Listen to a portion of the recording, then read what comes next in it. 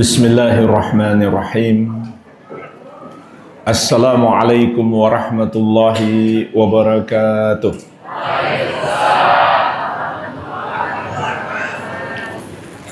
Alhamdulillahi hamdan katsiran thayyiban mubarakan fih mubarakan alaih kama yuhibbu rabbuna wa yarda. Asyhadu an la ilaha illallah wahdahu la syarikalah wa asyhadu anna Muhammadan abduhu wa rasuluh sallallahu alaihi wa ala alihi wa sahabatihi ajma'in wa man tabi'ahum bi ihsanin ila yaumiddin, amma ba'd. Fa ikhwani wa akhwati fillah, kaum muslimin wal muslimat, bapak-bapak dan ibu-ibu sekalian, saudara-saudariku yang saya cintai dan saya muliakan, rahimani wa rahimakumullah. Semoga Allah Subhanahu wa ta'ala senantiasa mencurahkan rahmatnya kepada kita sekalian. Sesungguhnya antara sesama muslim itu bersaudara. Inilah yang mengantarkan kami ke sini. Allah Subhanahu wa ta'ala mengingatkan, innamal mu'minuna ikhwah. Sesungguhnya orang-orang yang beriman itu bersaudara. Rasulullah SAW menggambarkan kepada kita bagaimana kuatnya persaudaraan antara sesama muslim. Beliau bersabda, innal mu'mina lil mu'min kal bunyan yashuddu ba'duhu ba'da. Sesungguhnya orang beriman terhadap orang beriman yang lainnya bagaikan sebuah bangunan. Satu dengan yang lainnya harus saling menguatkan. Juga Rasulullah SAW bersabda, "Matsalul mu'minina fi tawaddihim wa tarahumihim wa ta'atufihim matsalul jasadi idza ishtaka minhu 'udwun tada'a lahu sairul jasadi bis-sahari wal humma." Perumpamaan orang-orang yang beriman itu dalam hal saling mencintai, menyayangi dan berkasih sayang dan berlemah lembut di antara mereka bagaikan satu tubuh. Apabila ada satu anggota tubuh merasa sakit, maka seluruh tubuh akan ikut merasa sakit sampai tidak bisa tidur dan demam. Betapa indahnya dan betapa kuatnya persaudaraan sesama muslim yang digambarkan dan diharuskan oleh Rasulullah sallallahu alaihi wa ala alihi wasallam. Itulah Bapak Ibu sekalian yang mengantarkan kami ke sini. Dan juga yang membuat banyak saudara-saudara kita kaum muslimin mengirim bantuan ke sini. Padahal mungkin kita tidak pernah saling mengenal. Kita juga bukan sesuku, tapi kita saudara seagama. Makanya kami datang ke sini untuk menyampaikan amanah, sedikit bantuan dari saudara-saudara kita kaum muslimin yang dititipkan kepada kami. Dan saya mohon maaf, mungkin bantuannya tidak banyak, tetapi semoga bisa sedikit membantu Bapak Ibu sekalian. Semoga dengan izin Allah, bantuan yang sedikit itu berkah dan bermanfaat. Namun sebelum kita bagikan bantuan Bapak Ibu sekalian, izinkan saya sedikit untuk saling nasihat menasehati. Karena ini adalah ciri orang-orang yang beriman. Wa tawasau bil haq wa tawasau bis sabr. Saling berwasiat, saling menasehati dengan kebenaran dan saling menasehati dengan kesabaran. Para ulama mengatakan, orang yang ditimpa musibah itu ada 4 tingkatan. Orang yang ditimpa musibah ada 4 tingkatan. Yang pertama, orang yang marah. Dia seakan-akan tidak setuju dengan takdir Allah berupa musibah yang menimpanya. Maka jemaah sekalian, orang seperti ini Allah pun marah kepadanya. Allah murka kepadanya. Karena seakan-akan dia ingin menentang takdir Allah. Sebab sebagai orang yang beriman, wajib kita meyakini segala sesuatu yang terjadi adalah takdir Allah. Sebagaimana firman-Nya, "Inna kulla syai'in khalaqnahu biqadarin." Sesungguhnya segala sesuatu yang terjadi kami ciptakan dengan takdir. Apapun itu. Allah Maha tahu dan Allah yang menakdirkannya. Jangan sampai kita seakan-akan ingin menentang takdir Allah. Dalam sebuah hadis Rasulullah SAW mengingatkan, "Inna idhamal jaza ma'a idhamil bala." Sesungguhnya besarnya pahala bergantung pada besarnya musibah. Jadi Allah menimpakan kepada kita musibah itu ada hikmah. Karena Allah ingin memberikan kepada kita pahala sabar. Kok kita malah marah? Allah mau menganugerahkan pahala sabar, kita malah seakan-akan gak senang. Sesungguhnya besarnya pahala bergantung pada besarnya musibah. Wa innallaha idza ahabba qauman ibtalahum. Dan sesungguhnya Allah apabila mencintai satu kaum, Allah timpakan kepada mereka bala. Jadi ternyata jemaah sekalian, berdasarkan hadis ini, orang-orang yang tertimpa bala adalah orang-orang pilihan Allah. Orang yang Allah cintai. Di antara hikmahnya jemaah sekalian, karena Allah ingin kita semakin dekat kepadanya. Bandingkan di tempat lain jemaah sekalian, terutama di kota-kota besar, mereka hidup dalam keadaan mendapatkan berbagai macam kenikmatan, tapi mereka terus berbuat maksiat. Maka itu sesungguhnya musibah. Allah biarkan mereka terus diberi nikmat dan mereka pun terus bermaksiat. Kapan mereka bertobat? Hampir mereka tidak fikirkan kapan mereka bertobat. Karena nggak pernah ada teguran dari Allah. Itulah sebenarnya musibah. Sampai datang suatu hari, malaikat maut menjemput mereka, baru mereka sadar mau bertobat, namun sudah terlambat. Walaysati taubatu lilladzina ya'maluna sayyi'at hatta idza hadara ahadahumul maut qala inni tubtul an. Tidaklah tobat itu diterima dari orang-orang yang melakukan perbuatan buruk sampai apabila kematian telah mendatangi salah seorang dari mereka, baru dia berkata, saya tobat sekarang, sudah terlambat. Dia nggak pernah sadar, karena nggak pernah merasa ada teguran dari Allah.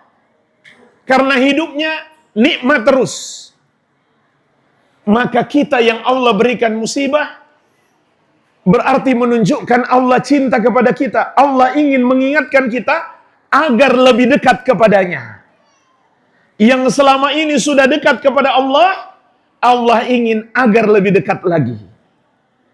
Yang selama ini masih suka menjauh dari Allah, agar segera mendekat, segera kembali kepada Allah Subhanahu wa ta'ala. Dan tidak lama jemaah sekalian, apabila ketika kita ditimpa musibah dan kita kembali kepada Allah, maka Allah akan memberikan pertolongan kepada kita. Sahabat Ali bin Abi Thalib radhiyallahu anhu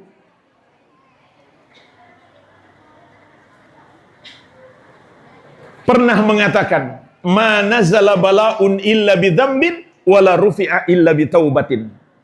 Tidaklah bala itu turun karena adanya satu dosa, kecuali karena adanya satu dosa, dan tidaklah bala itu diangkat kecuali dengan taubat. Maka ini bukti cinta Allah kepada kita. Allah ingin kita bertobat. Karena yang namanya kita manusia pasti selalu terjerumus dosa. Siapapun itu, kecuali para nabi dan rasul. Selama kita masih manusia biasa, kita akan selalu terjerumus dosa. Sebagaimana sabda Nabi sallallahu alaihi wasallam, "Kullu bani Adam khata' wa khairul khata'ina tawwabun." Setiap anak Adam selalu berbuat salah. Dan sebaik-baiknya orang yang berbuat salah adalah yang selalu bertobat. Jadi kata Nabi sallallahu alaihi wasallam, apabila Allah mencintai satu kaum, Allah timpakan kepada mereka bala. Faman radiya falahu ridha, siapa yang ridho terhadap takdir Allah, maka Allah pun ridho kepadanya. Wa man sakhita falahu sakhat. Siapa yang marah, Allah pun marah kepadanya. Jadi jangan sampai kita sudah dapat musibah lalu dapat murka Allah lagi. Ini yang pertama. Orang yang Allah murkai ketika ditimpa musibah. Golongan yang kedua adalah orang-orang yang bersabar. Dia hadapi musibah yang Allah timpakan dengan sabar. Dan sabar itu maknanya jemaah sekalian, kita tetap menahan diri kita, tidak melakukan perbuatan yang tercela ketika ditimpa musibah. Kita tetap menjalankan perintah Allah dan menjauhi larangannya, meskipun kita ditimpa musibah. Itu namanya sabar. Contoh orang yang tidak sabar itu, ketika misalkan kematian orang yang dia cintai, lalu dia menangis dengan suara keras. Dan kebanyakan pelakunya adalah kaum wanita. Sayangnya sebagian bapak-bapak ikut-ikutan. Menangis boleh, tapi tidak boleh mengeraskan suara. Tidak boleh meraung-raung. Ini dosa besar yang disebut an-niyaha, meratapi mayit. Begitu pula sabda Nabi SAW, "Laisa minna man latamal khududa wa syaqqal juyuba wa da'a bid'wal jahiliyah." Bukan bagian dari kami orang yang ketika ditimpa musibah memukul-mukul pipinya atau menyakiti dirinya sendiri dan merobek-robek pakaiannya atau merusak barang miliknya sendiri dan menyeru dengan seruan jahiliyah. Di antaranya mengucapkan kata-kata yang seakan-akan dia nggak ridho dengan takdir Allah. Itu namanya seruan jahiliyah. Lalu apa yang akan kita dapatkan kalau kita sabar jemaah sekalian? Pahala yang melimpah dan nikmat surga. Sampai ada seorang wanita di masa Nabi Muhammad SAW, seorang wanita hitam. Beliau terkena penyakit yang seringkali kambuh dan berkepanjangan. Maka pada akhirnya beliau datang kepada Nabi SAW, minta didoakan. Kata beliau, "Ya Rasulullah, inni usra wa inni atakasyaf, fad'ullaha li." Wahai Rasulullah, aku seringkali tertimpa penyakit yang sampai menghilangkan kesadaran. Pingsan, tidak sadar. Dan ketika itu aurat saya terbuka. Tolong doakan kepada Allah untukku.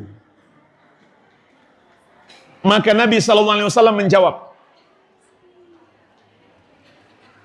"In syi'ti sabarti walakil jannah, wa in syi'ti da'autullaha an yu'afiyaki."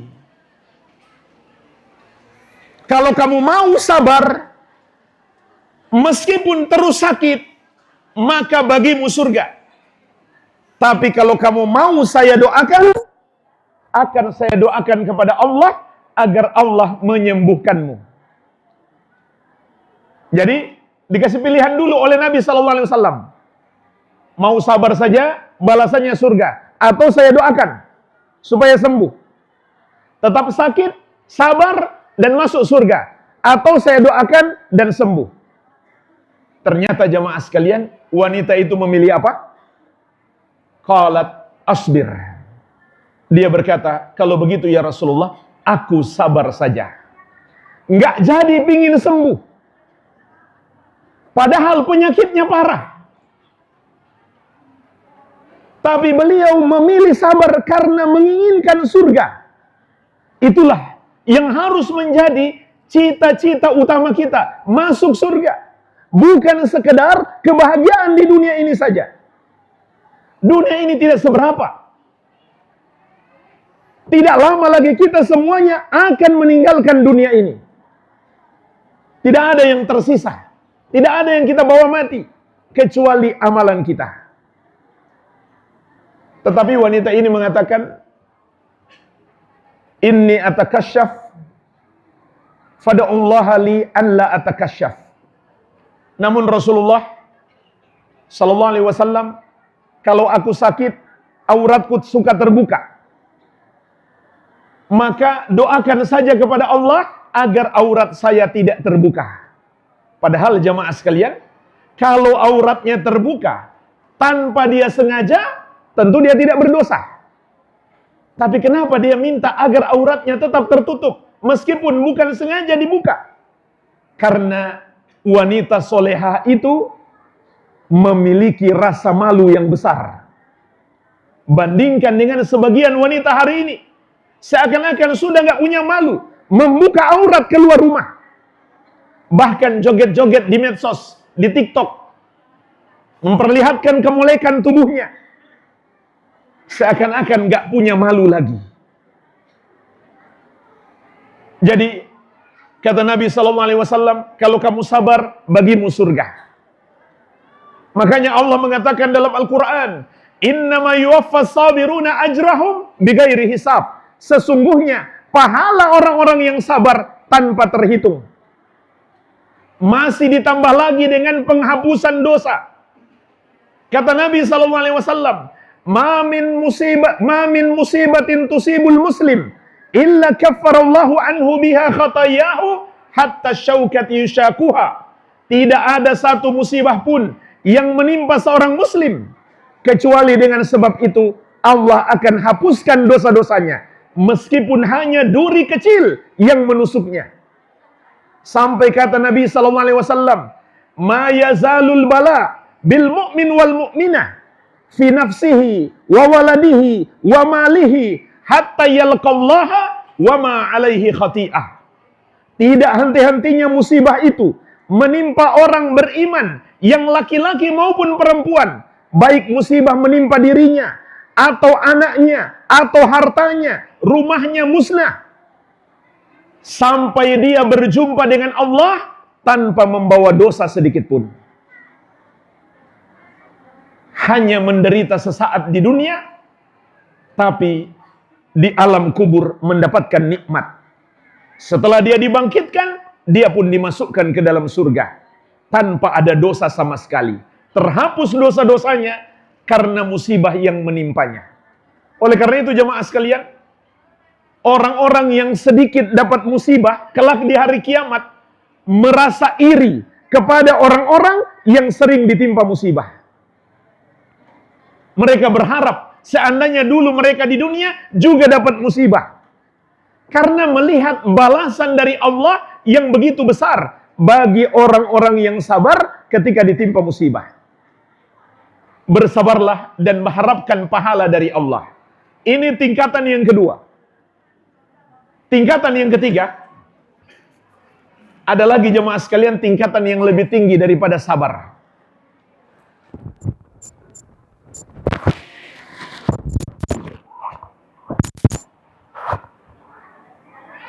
Tingkatan yang lebih tinggi daripada sabar, tingkatan yang ketiga adalah orang yang ridho.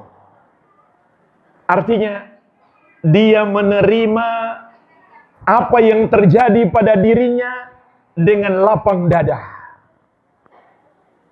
Hatinya lapang. Rela atas musibah yang menimpanya.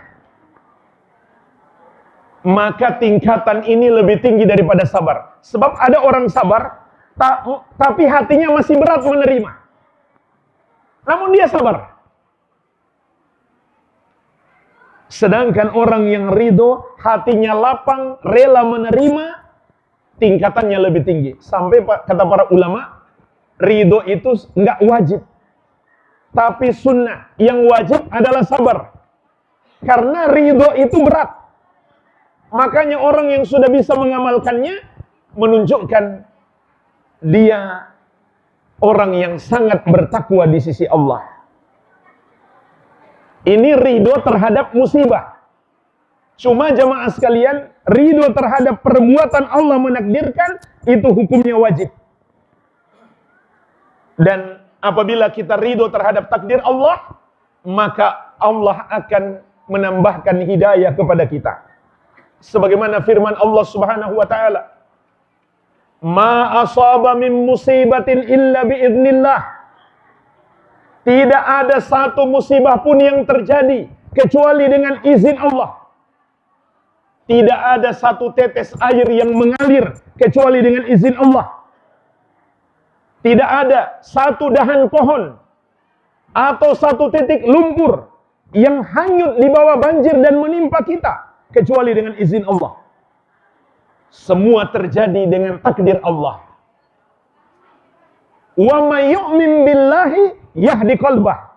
Maka siapa yang beriman, musibah itu terjadi dengan takdir Allah dan dia terima dengan keridhaan, yahdi qalbah, Allah akan berikan hidayah kepada hatinya. Kalau kita beriman, ini musibah takdir Allah dan kita hadapi dengan keridhaan, hasilnya apa?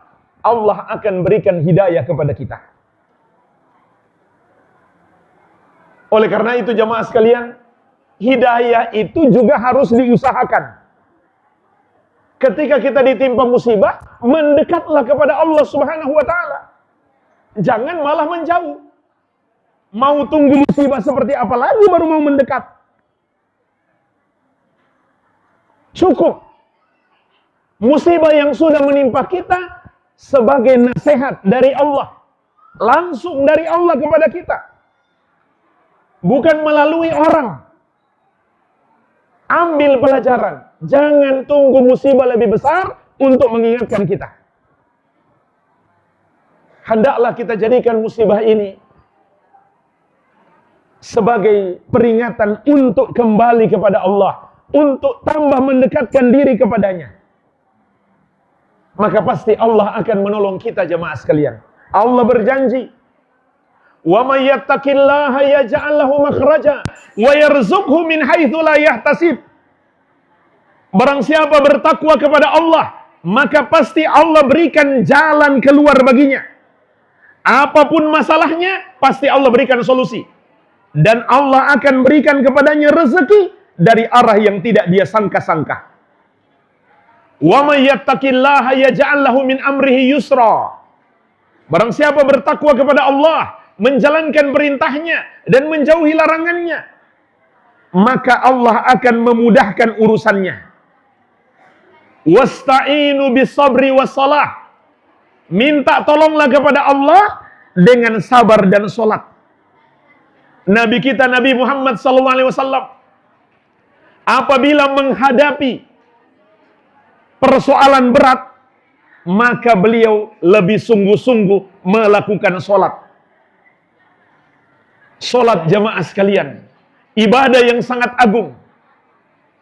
Dengannya Allah berikan pertolongan kepada kita. Jaga baik-baik salat 5 waktu. Rasulullah SAW mengingatkan kita, "Inna bainar rajul wa bainas syirki wal kufri tarkas shalah." Sesungguhnya batas pemisah antara seseorang dengan kekafiran dan kesyirikan adalah meninggalkan salat. Dan kita lihat ajaran Nabi Muhammad SAW dan para sahabat beliau, mereka menjaga salat 5 waktu. Bahkan bagi laki-laki, mereka selalu hadir di masjid kecuali dia sedang sakit atau punya uzur yang menghalangi dia ke masjid. Dan setiap orang jamaah sekalian akan bertanggung jawab atas kesalahan yang dia lakukan. Allah Subhanahu wa taala berfirman, "Wala taziru waziratu wizra ukhra." Seseorang tidak akan menanggung dosa orang lain. Makanya tidak ada dalam ajaran Islam, dia nggak sholat, sebagai bayarannya dia cukup ngasih beras kepada seorang guru agama misalkan. Itu bukan ajaran Islam. Tidak ada dalam ajaran Islam seperti itu. Karena kalau kita bicara ajaran Islam, berarti ajaran Nabi Muhammad sallallahu alaihi wasallam, bukan yang lainnya. Kalau kita mengamalkan ajaran yang lainnya, hasilnya apa? Kata Nabi Muhammad sallallahu alaihi wasallam, "Man amila amalan laisa alaihi amruna fahuwa raddun." Barang siapa mengerjakan satu amalan yang tidak kami contohkan, yang tidak kami perintahkan, maka amalan itu tertolak. Allah tidak akan terima. Harusnya dia yang sholat. Bukan dia nggak sholat, nanti kalau dia mati, keluarganya ngasih beras sebagai bayaran atas sholat yang dia tinggalkan. Itu nggak akan diterima oleh Allah Subhanahu wa ta'ala. Karena itu tidak sesuai ajaran Nabi Muhammad SAW. Siapa yang bilang nggak akan diterima? Nabi Muhammad SAW sendiri. Kita semuanya harus menjaga sholat.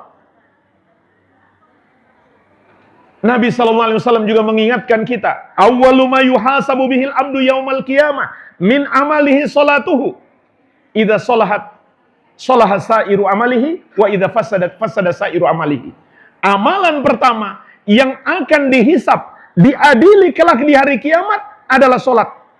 Kalau baik salat seseorang, maka baik seluruh amalannya. Kalau buruk salat seseorang, buruk seluruh amalannya. Jadi biar dia ngasih sedekah beras berkilo-kilo, ratusan kilo, ratusan ton. Tapi kalau sholatnya buruk, kata Nabi SAW, semua amalannya ikut menjadi buruk. Termasuk amalan sedekahnya tidak diterima oleh Allah Subhanahu wa ta'ala.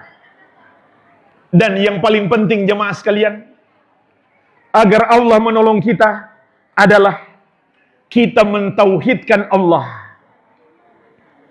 Kita meyakini hanya Allah yang berhak disembah. Kita persembahkan seluruh amal ibadah kita hanya untuk Allah semata.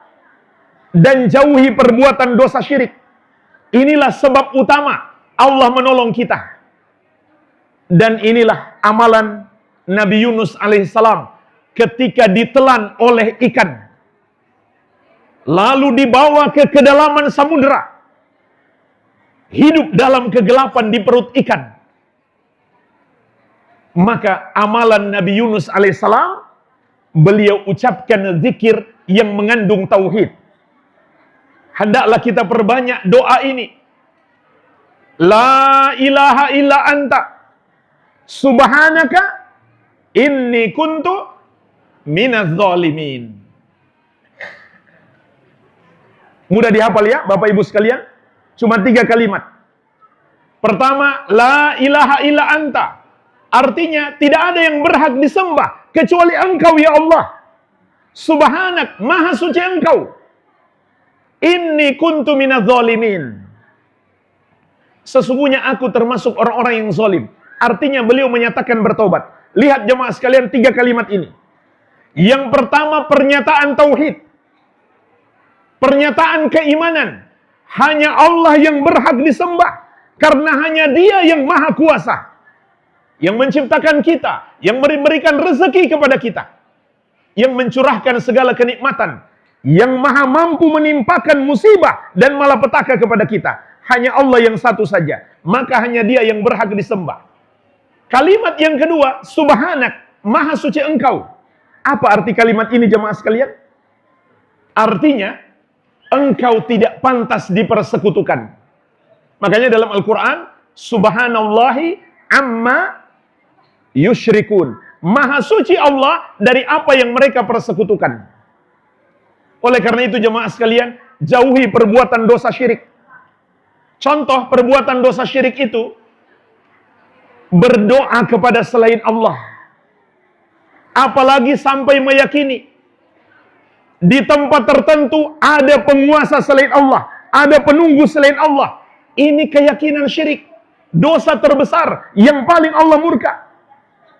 Karena yang maha menguasai hanya Allah subhanahu wa ta'ala yang satu saja. Lillahi mulkus samawati wal ard.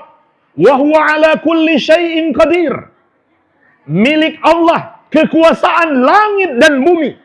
Dan dia yang maha mampu, maha kuasa atas segala sesuatu. Kalau kita yakin ada selain Allah penguasa, berarti kita menduakan Allah. Ini keyakinan syirik. Kalau kemudian kita bermohon kepadanya, mengucapkan mantra-mantra untuk minta tolong kepadanya, maka itu dosa syirik yang lain, yaitu syirik dalam berdoa. Padahal Allah subhanahu wa ta'ala berfirman, "Wala tad'u min dunillahi ma la yanfa'uka wa la yadurruk. Fa in fa'alta fa innaka idzan minadh dhalimin." Jangan kamu berdoa kepada selain Allah. Karena semua selain Allah tidak bisa memberi manfaat kepadamu, tidak pula bisa menimpakan mudarat. Hanya Allah yang maha mampu menolong kita. Hanya Allah pula yang maha mampu menghancurkan kita. Maka berdoalah hanya kepadanya. Kalau kamu berdoa kepada selain Allah, fa innaka idzan minadh dhalimin. Kamu kalau begitu termasuk orang-orang zalim, orang-orang yang berbuat dosa terbesar, yaitu dosa syirik. Termasuk dosa syirik jamaah sekalian yang harus kita jauhi adalah menyembelih hewan, kemudian kepalanya dipersembahkan untuk selain Allah. Lalu sisa badannya diapain? Dimakan. Dan itu adalah hewan yang haram dimakan. Allah subhanahu wa ta'ala ingatkan dalam Al-Quran, "Wa ma uhilla li ghairillahi bih." Diharamkan atas kalian memakan hewan yang dipersembahkan untuk selain Allah. Itu makanan yang haram. Dan persembahan untuk selain Allah itu juga termasuk dosa syirik. Karena Allah menegaskan, "Fasholli li rabbika wanhar." Salatlah dan menyembelihlah hanya untuk Rabbmu. Sehingga Rasulullah SAW bersabda, "La'anallahu man dzabaha li ghairillah."